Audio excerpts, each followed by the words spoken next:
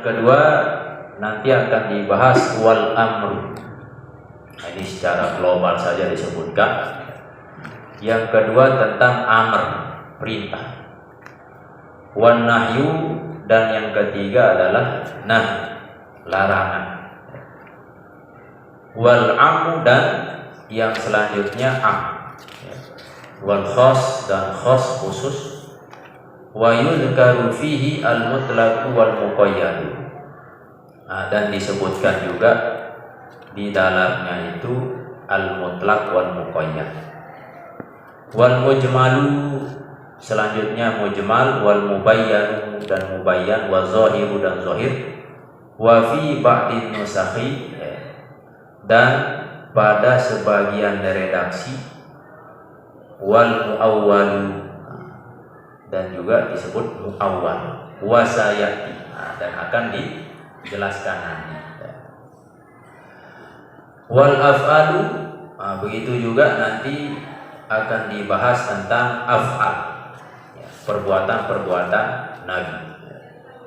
Wan nasihu wal mansuhu, nasih dan mansuh. Wal ijma'u, yang selanjutnya yang akan dibahas dalam usulul fiqh itu adalah ijma'. Wal akhbar, khobar atau berita. Wal qiyasu, qiyas. Wal khazru, yakni al hurmah atau suatu yang haram. Wal ibahatu, ini mubah. Wa tartibul adillati, dan tertib adillah, dalil-dalil atau prioritas tertib, mana yang pertama ya diprioritaskan, diutamakan. Jadi prioritas dalil-dalil. Wasifatul mufti, dan sifat ataupun perilaku, tabiat al mufti, yakni orang yang memberi fatwa. Wal mustafti, dan juga sifat orang yang meminta fatwa. Jadi mufti yang memberi fatwa, mustafti yang meminta. Itulah fungsi kita belajar ilmu shorof. Jadi salah satu makna menggunakan wazan istab'ala yastab'il, istif'alan mustaf'alan mustaf'il, mustaf'il, yakni maknanya tolak, makanya disebut istighfar, meminta ampunan. Mustafti yang meminta fatwa. Selanjutnya wa ahkamul mujtahidina, hukum-hukum untuk orang-orang yang mujtahid, hukum-hukum yang berkaitan dengan orang-orang yang berijtihad. Itu adalah bab-bab secara umum yang nantinya akan dibahas dalam usulul fiqh. Selanjutnya aqsamul kalami bi'tibari ma yatarakkabu minhu. Arab ini kalimat atau langsung fa amma aqsamul kalam. Darat kena aqsamul kalam. Fa amma aqsamul kalami, maka adapun aqsamul kalam. Ini pembagian yang pertama tadi, bab yang pertama yang dibahas dalam usulul fiqh itu adalah aqsamul kalam, yakni pembagian kalam atau macam-macam kalam. Fa aqallu, maka paling sedikit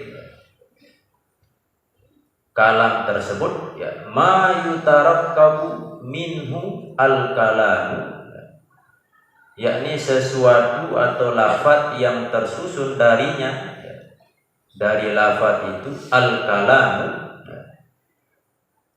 ismani, dua isim.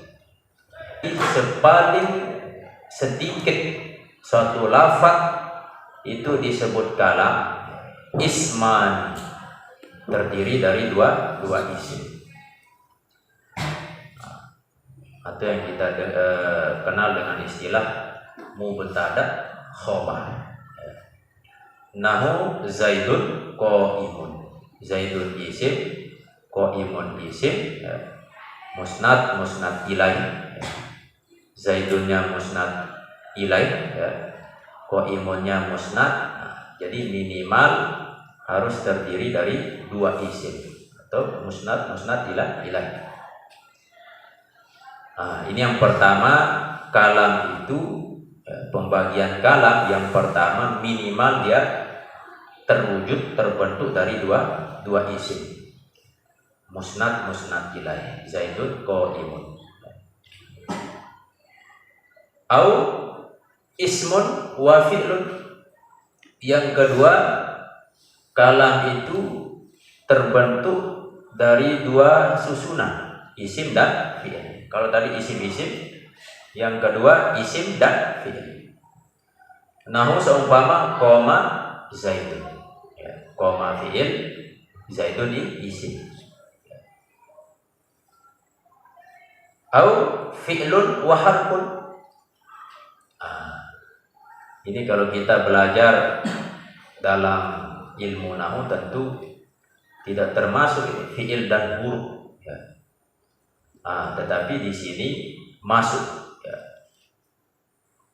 Au fi'lun wa harfun, fi'il dan huruf. Nahwu seumpama ma qoma, ma itu huruf, manafi, qoma fi'il. Ini kalau dalam kajian ilmu nahwu, di dalam lafaz koma itu sebenarnya ada isim. Koma saja itu sudah menunjukkan ada fi'il, ada isim. Nah, mana isimnya? Di situ tidak tampak. Apa? Isim domir. Domir huwa. Koma yaudu ila huwa. Dia. Nah, huwa itu adalah isim domir. Seperti dalam bait alfiyah yang kita pelajari itu kan kastaqim, istaqim, contoh daripada kalam. Nah, istaqim itu adalah fi'il, fi'il amr. Nah, disebutkan hanya 1 kalimat saja, fi'il, tetapi itu adalah bagian daripada kalam.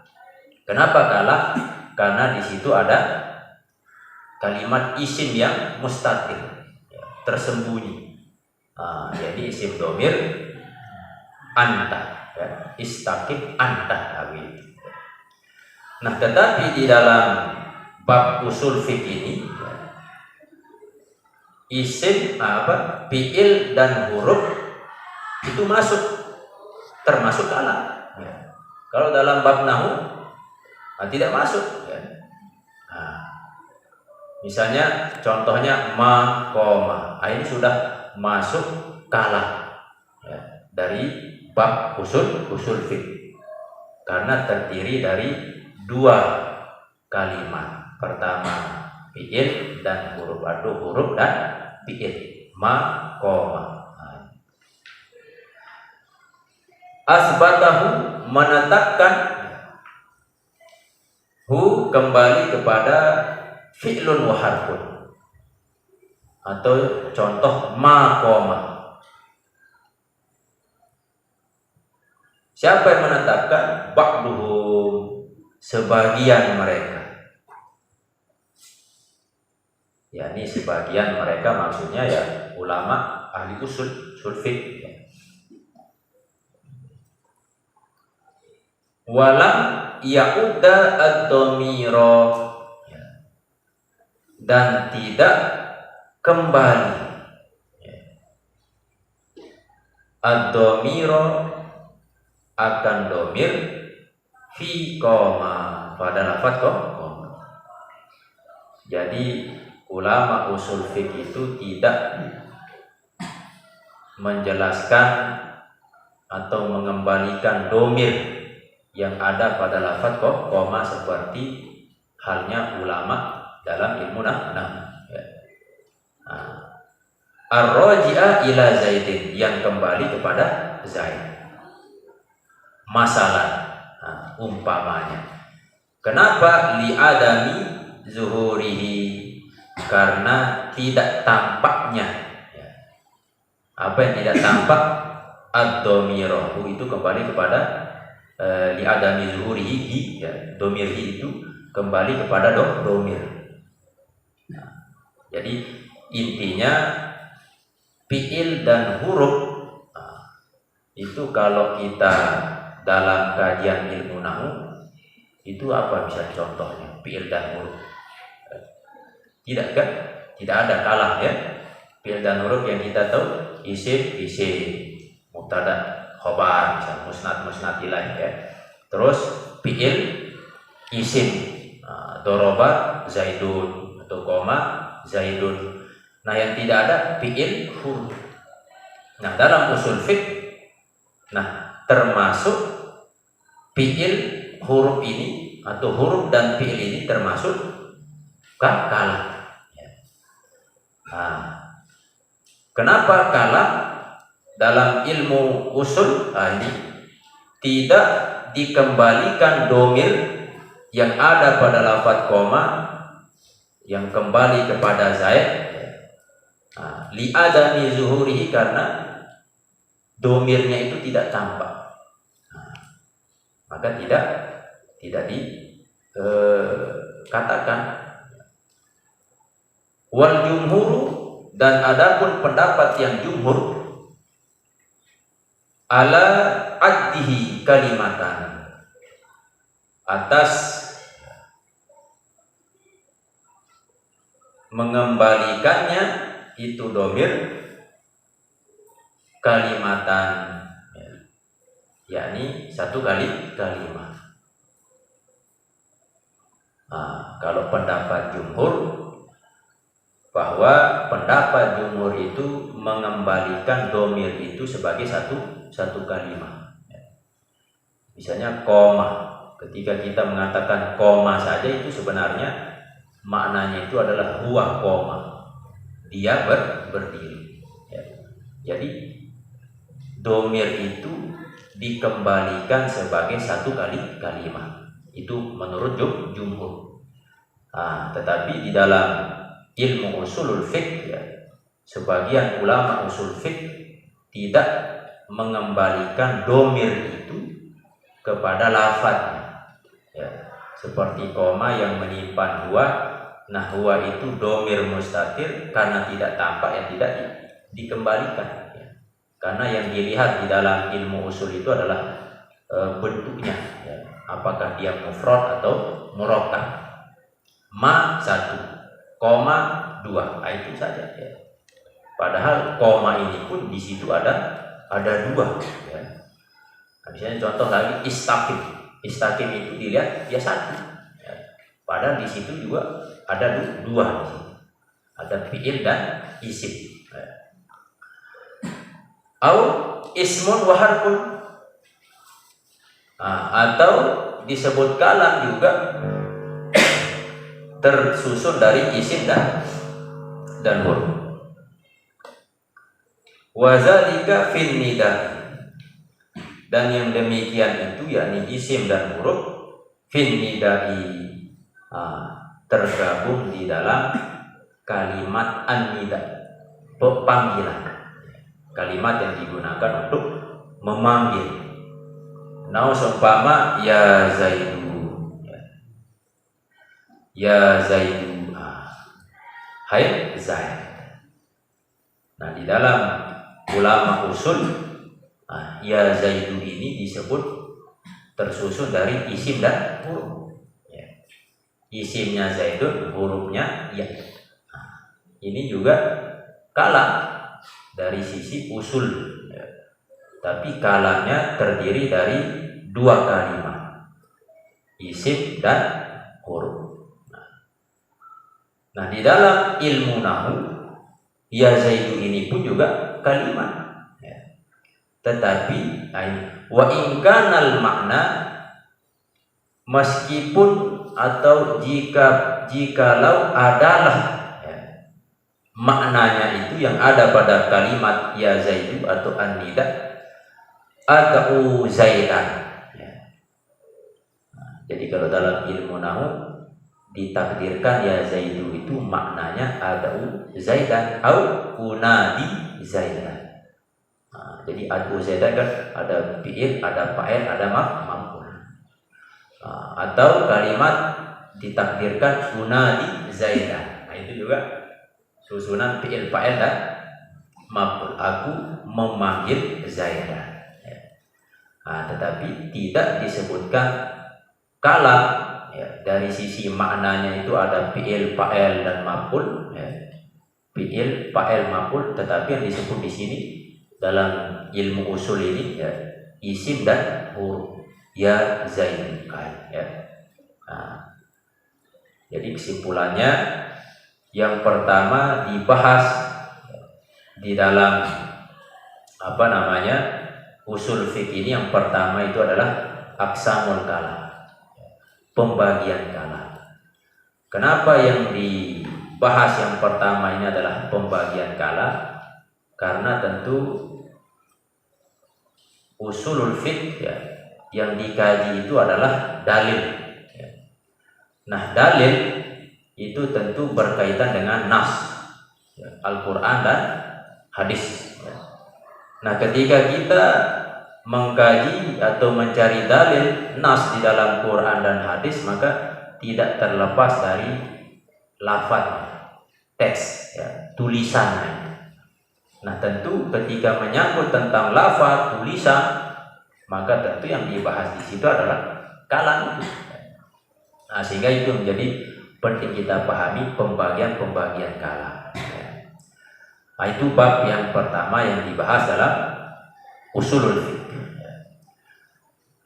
Aqsamul kalam bi'tibari madlulih.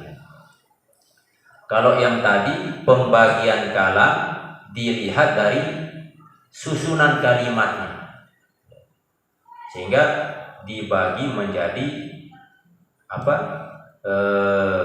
dua isim ya. Yang pertama ismani, terdiri dari dua isim. Yang kedua terdiri dari isim dan fi'il. Yang ketiga tersusun dari isim dan huruf ya. Fi'il dan huruf. Nah, itu dilihat pembagian kalam, dilihat dari sisi terbentuknya atau tersusunnya lafaz atau kalimat tersebut.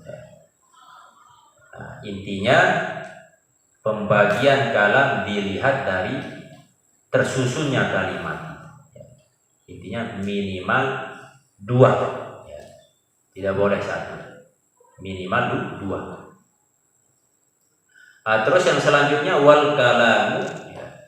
Dan adapun kalam.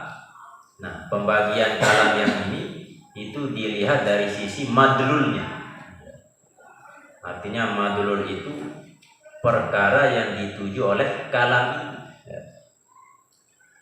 Yang qasimu terbagi kalam itu ila amrin wa nahyin. Terbagi kalam itu menjadi pertama amrin, yakni kalam perintah amr. Apa makna amrin? Madalla ala tolabi fi'lin. Madalla yakni sesuatu yang menunjukkan ala tolabi fi'lin, atas menuntut perbuatan. Itu makna amr. Sesuatu yang menunjukkan untuk menuntut suatu perbuatan. Wa nahyin, dan yang kedua adalah kalam nahi. Sebaliknya nahi madalla ala tolabi tarkin, yakni sesuatu yang menunjukkan atas menuntut untuk ditinggalkan. Kalau tadi amar itu dikerjakan, diperintah untuk dikerjakan, sedangkan nahi dituntut untuk ditinggalkan. Contohnya kum wala takut. Kum, berdirilah. Nah, ini perintah, tuntutan untuk melakukan pekerjaan. Wala takut, nah ini nahi, larangan. Wala takut, janganlah engkau duduk. Terus yang selanjutnya yang ketiga Kalam yang ketiga adalah wa khobarin, yakni kalam khobar. Apa artinya khobar? Ma ihtamala as-sidqa wal kadzib, yakni perkara yang masih memiliki kemungkinan-kemungkinan, bisa benar atau bisa dusta. Misalnya ada orang mengatakan jaa Zaid, Zaid telah datang. Itu kan informasi. Informasinya itu bisa benar, bisa dusta. Ya. Terserah mau benar atau dusta, yang penting di situ mana khobar. Ya. Nah, maka ini juga bagian dari kalam. Ya. Nah, seumpama jaa Zaidun, ya. Jaa Zaidun, telah datang si Zaid. Wastikhbarin yang keempat, ya, wastikhbarin wahwa al-istifham. Istikhbar, dan yaitu istikhbar itu maknanya al-istifham. Apa makna istifham? Ma dalla ala talabi husuli surati syai'i fi zihni. Kalau diartikan ma dalla ala talabi, ma dalla ala talabi husuli, hak sod waw la, husuli surati syai'i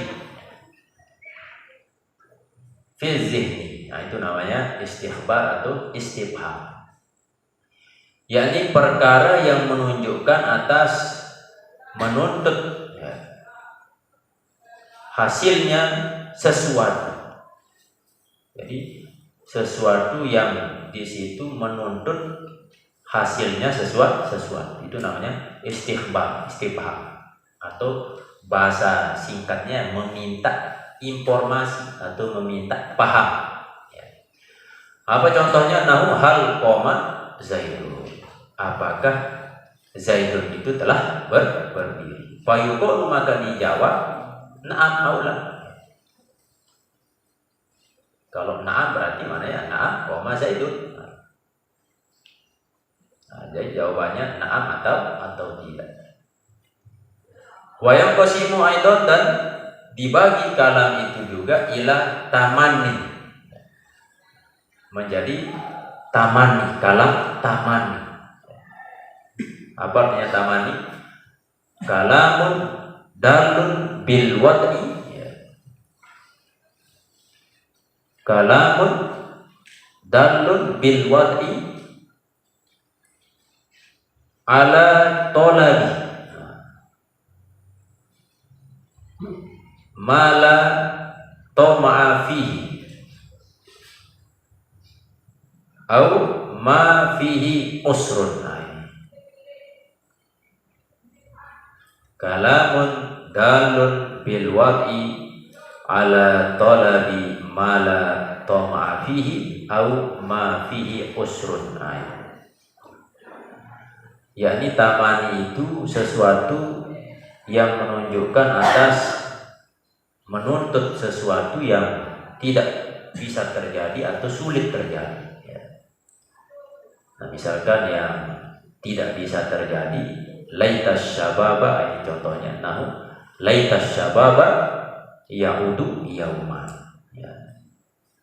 Seandainya masa muda kembali pada suatu hari. Jadi yang mengatakan ini adalah orang tua.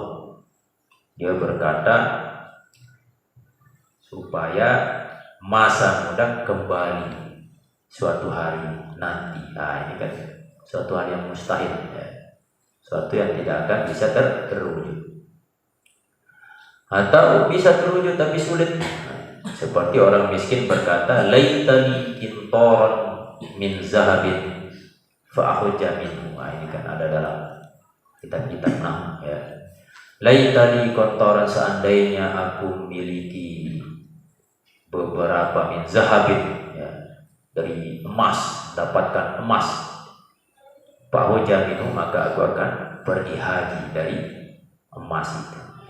Nah, ini mengandai-andai tadi, ya, bisa jadi, tapi sulit.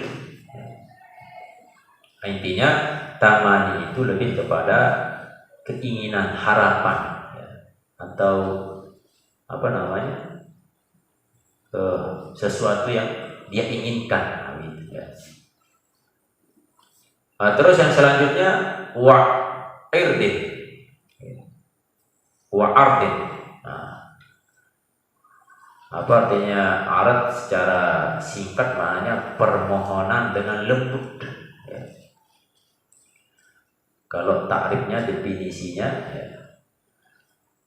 ardin itu kalamun musaddar bi'ala, kalamun musaddar bi'ala. Jadi satu kalam yang di situ nanti biasanya diawali dengan ala, ya. Dalun bil wadi ala tonabi birikin walinin. Menunjukkan kalam itu, ya, menuntut dengan lemah lembut. Itu namanya arti. Contohnya di situ, ala tanzilu indana, silahkan mampir di sisi kami atau di rumah kami. Ini kan bahasa yang sangat halus, ya. Dan tandanya di situ diawali dengan ala. Silahkan engkau mampir di sisi kami atau di rumah kami. Ayat selanjutnya wa qasamin, dan kosa, kalam yang bentuknya kosa, sumpah. Nah, seumpama wallahi la af'alanna kaza. Kosam itu kalam mundalun alal yamin, kalam yang menunjukkan atas mana sumpah. Seperti wallahi, demi Allah. Tentu huruf kosa disebut kosa karena ada tandanya. Minimal kita pahami dengan huruf-huruf. Wallahi, demi Allah, la af'alanna kaza, sungguh aku akan mengerjakan. Inilah pembagian kalam bi'tibari madlulihi, ya, dari sisi madlulnya. Kalau tadi kalam dibagi dari sisi tarkib, ya, dari sisi susunan, ya, kalimatnya, sehingga disebutkan tadi minimal 2 kalimat. Nah, 2 kalimat itu yang nampak, ya, bukan yang mustaqil tadi seperti huwa tadi, ya. Jadi kalimatnya harus minimal 2, paling sedikit, ya. Dan yang 2 itu bisa bentuknya isim-isim atau isim dan fi'il, atau fi'il dan huruf, atau isim dan huruf lain. Yang penting 2 kalimat. Nah, sedangkan kalam dilihat dari sisi madlulnya, dibagi menjadi ada amr, yang kedua ada nahi, yang ketiga ada kalam khobar, yang keempat istighbar atau istifham, yang kelima tamanni, ya. Terus yang ke-6 apa? Wa'ardin, ya. Yang ke-7 qasam. Nah, terus selanjutnya wa min wajhin akhar, ya. Dan dari wajah ataupun pembagian yang lain, ya, dari macam yang lain, yang qasimu ila haqiqatin wa majazin. Kalam itu bisa terbagi menjadi 2, hakikat dan majaz. Nah, ini pembagian kalam dilihat dari sisi istikmali, ya, pemakaiannya. Ada 2, hakikat dan majaz. Nah, ada kalam hakikat, ada kalam majaz. Nah, apa mana kalam hakikat? Ta'riful haqiqah, ya. Fal haqiqatu, maka adapun makna dari kalam haqiqah ya, ma baqiya fil istimali ala maudu'ihi, yakni lafaz atau sesuatu yang tetap bil istimali, di dalam pemakaiannya, penggunaannya, ala maudu'ihi, atas maudu'nya atau makna asalnya. Jadi bahasa singkatnya, jadi hakikat ya, kalam hakikat itu ada dua definisi. Definisi yang pertama, ma baqiya bil istimali ala maudu'ihi ya. Yakni bahasa singkatnya artinya itu adalah kalimat yang menggunakan makna asalnya. Misalkan contoh kata as-shalah. As-shalah makna asalnya makna lugawi maksudnya ya. Maudu itu makna lugawinya, makna asalnya. Misalnya seperti as-shalah. As-shalah itu makna maudunya, makna asalnya itu adalah doa. Maka seseorang ketika sholat ya, yang kita kenal sekarang ini kan sholat itu mulai kita takbir, terus ada gerakan-gerakan, terus sampai salam, maka itu bukan makna hakikat. Ini kalau melihat dari definisi yang pertama. Kenapa? Karena makna sholat itu adalah doa. Ya. Nah, jadi makna hakikat sholat itu ya doa itu. Ini maksud definisi kalam hakikat ya. Yang pertama definisi ma baqiya bil istimali ala maudu'ihi. Ya, ini kalimat yang menggunakan makna aslinya atau makna lugawinya. Wakila, dan dikatakan, nah ini definisi kalam hakikat yang kedua ya. Ma ustukmilah, lafaz yang dipakai fima, pada perkara atau pada makna ya. Ustuliha,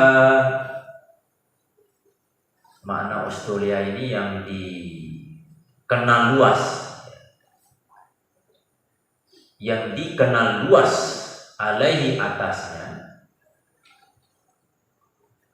Alaihi atasnya itu ma minal mukhatibati, daripada orang yang berbicara, atau dikenal dari orang yang mukhatibah ini ya disebut masyarakat luas. Seperti tadi, kalau melihat dari definisi pertama, sholat itu maknanya doa. Nah, itulah makna daripada hakikat. Nah, sedangkan definisi yang kedua ya, maksudnya itu adalah lafaz yang dipakai oleh atau dikenal oleh kebanyakan orang ya, dan itu maknanya sudah maklum oleh orang banyak. Nah, misalkan sholat itu oleh kebanyakan kita dikenal luas, istilah sholat itu ya sembahyang. Sembahyang dalam arti mulai dari bacaan takbir sampai salam, itu namanya sholat.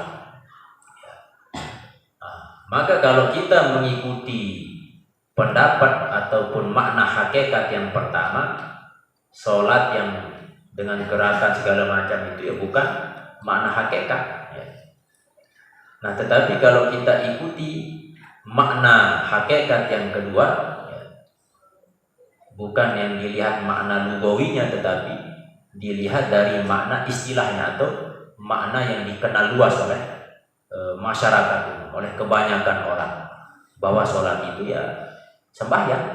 Sembahyang itu seperti apa yang kita lakukan ya. Dari takbir ada gerakan-gerakan, ruku, sujud, dan seterusnya sampai kita salam. Nah, itu adalah makna hakikat. Ini menurut definisi yang kedua ya. Definisi kedua itu kila itu ya. Definisi yang pertama ma baqiya fil istimali ala maudhi'i. Nah, makna yang kedua hakikat itu ma ustumila fi ma ustuliha alaihi minal mukhatibah. Wa illam yabqa, meskipun tidak tetap ala maudu'ihi ya. Atas maudu'ihi artinya atas peletakannya. Kasolati yani seperti lafaz sholat, seperti sholat bil hayatil makhsusati pada gerakan yang tertentu. Fa innahu maka bahwasanya itu sholat lam yabqa tidak tetap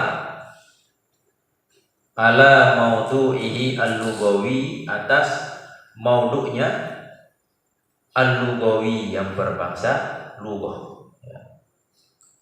Artinya makna lughawinya wahwa dan yaitu makna lughawi as-shalah ad-du'a bi khairin yakni doa kebaikan.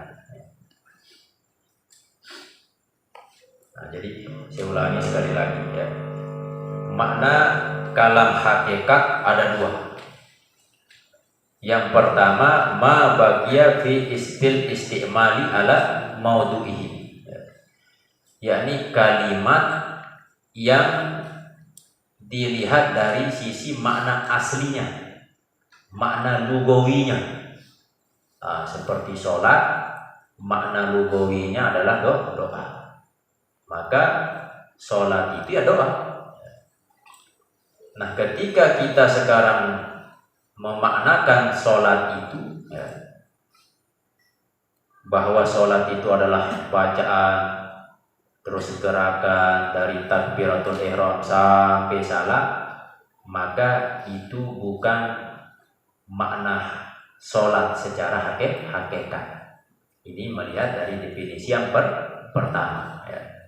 Karena definisi pertama ini yang disebut dengan sholat itu adalah doa, nah, makna lugawi. Sedangkan gerakan secara istilah tadi ya dari takbir sampai salam itu bukan makna hakikat sholat. Nah, sedangkan makna hakikat yang kedua ya ini lafaz yang digunakan dikenal oleh kebanyakan orang. Nah, seperti contoh tadi as-sholah ya. Sholat itu dikenal oleh kebanyakan orang ya, yakni sembahyang. Sampai disebut tadi bil hayatil makhsusah, yakni gerakan-gerakan tertentu ya. Ada cara-caranya. Nah, ini disebut sebagai sholat, definisi sholat secara hakikat ya. Hakikat sholat ya itu. Nah, tetapi dari menurut definisi yang kedua. Nah, selanjutnya wadabbah ya. Begitu juga kalimat dabbah lizatil arba'i kal himari ya. Dabbah ini lizatil arba'i ya. Bagi atau lizawatil arba'i ya. Bagi hewan yang memiliki kaki 4 ya. Kal himar seperti himar, keledai atau bakoroh atau gonam atau semua binatang yang berkaki 4.